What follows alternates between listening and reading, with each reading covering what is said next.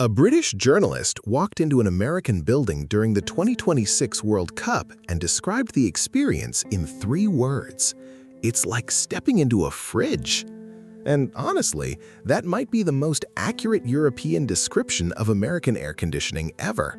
Because for Europeans, summer usually means opening a window, closing the shutters, finding some shade, and praying for a breeze. For Americans, summer means something completely different. You walk into a supermarket, restaurant, hotel, office, or even a gas station, and suddenly you're freezing. Outside, 95 degrees Fahrenheit. Inside, jacket weather. And now, something remarkable is happening. Some Europeans are beginning to wonder if Americans were actually onto something. The difference is enormous. About 88% of U.S. households use air conditioning, according to the U.S. Energy Information Administration. In the Midwest, it's 92%, and in the South, 93%.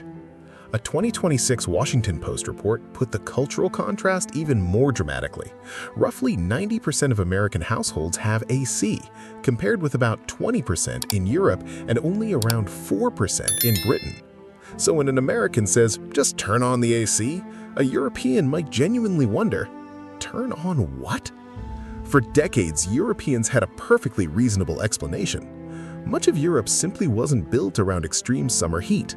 European houses historically had thick walls, shutters, stone construction, smaller windows, and designs intended to retain warmth during long winters. The basic question was, how do we keep the cold outside? America increasingly asked a different question. How do we keep the temperature inside exactly where we want it? And America started that transformation remarkably early. Willis Carrier designed the first modern electrical air conditioning system in 1902, and by the late 1960s, central air had become common in new American homes. Americans eventually stopped thinking of AC as a luxury. It became infrastructure. It's like plumbing. Nobody says, "Wow, your house has running water. How extravagant." Americans developed almost the same attitude toward cooling. And this is where Europeans can experience their biggest culture shock. A European enters an American hotel room. The room is 68 degrees. They look at the thermostat. Then they look at the American. "Isn't that cold?" The American looks confused. "Cold?" Meanwhile, the European is standing there wearing a jacket in July. But here's the funny part. The European may complain about America's obsession with AC right before enjoying it. German pastor Juni Hoppe, visiting Washington, described the noise of air conditioning as annoying, but also admitted she enjoyed not sweating through her clothes. And comedian and software designer Victor Vacherin went even further after experiencing America's climate-controlled World Cup environment. His conclusion? Americans might be onto something with this air conditioning stuff. That's the plot twist, because Europe is changing. The old assumption was that extreme heat would last only a few days. But as one European observer put it, 2 or 3 days is increasingly becoming summer, and the numbers are getting difficult to ignore. The 2026 Lancet Countdown Europe report estimates around 62,000 heat-attributed deaths in Europe in 2024. Even more striking, 99.6% of European subcountry regions saw rising heat-attributed deaths. Dangerous extreme heat warnings increased 318% in 2015 to 2024 compared with 1991 to 2000. And 2026 itself has already delivered major heat waves.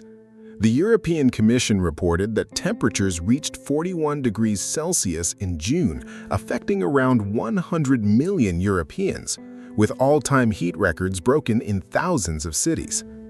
So, Europe is slowly discovering America's strange summer philosophy. Being comfortable indoors is actually useful. The transformation is visible in the energy data. Eurostat reported in July 2026 that energy consumption for cooling in EU households reached 80.4 thousand terajoules. In 2018, it was only 40.5 thousand terajoules. In other words, household cooling energy consumption doubled in 6 years. Britain may be the clearest example. Only about 4% of British homes currently have AC, but a 2026 survey found 61% would consider installing it, while 87% said keeping a home cool was important. And searches for homes with air conditioning on Rightmove more than doubled compared with the previous year. So, maybe Europeans aren't suddenly becoming Americans. Maybe Europe is simply discovering a problem America solved decades ago. But there is a catch. America's approach isn't perfect either. Cooling consumes energy, and inefficient AC can increase electricity demand. Europe, therefore, faces a difficult question. How do you keep people cool without creating another environmental problem? The answer is probably not everyone buy the cheapest portable AC. It may be better insulation, external shading, trees, better building design, efficient heat pumps, cleaner electricity, and targeted cooling for vulnerable people. Because the real culture shock isn't simply that Americans use air conditioning, it's that Americans grew up believing that indoors should feel different from outdoors. If it's 100 degrees outside, Americans don't necessarily accept that their bedroom should also feel like 100 degrees. Europe traditionally did. But now, after record heat, rising cooling demand, and thousands of heat-related deaths, that old attitude is being tested. And perhaps the most ironic part is this. Europeans spent decades asking, why are Americans so obsessed with air conditioning? In 2026, some Europeans are starting to ask a very different question. Why don't we have more of it? Maybe America wasn't simply obsessed with staying cool. Maybe America was preparing for a hotter world. And next time a European walks into an American supermarket in July and whispers, "Why is it so cold in here?" the American answer might finally make sense. Because outside is July. And if you've ever visited America from Europe, tell us in the comments, was American air conditioning too cold, or did you secretly love it? And if you enjoyed discovering the strange, surprising differences between America and Europe, subscribe, because there are plenty more culture shocks where this came from.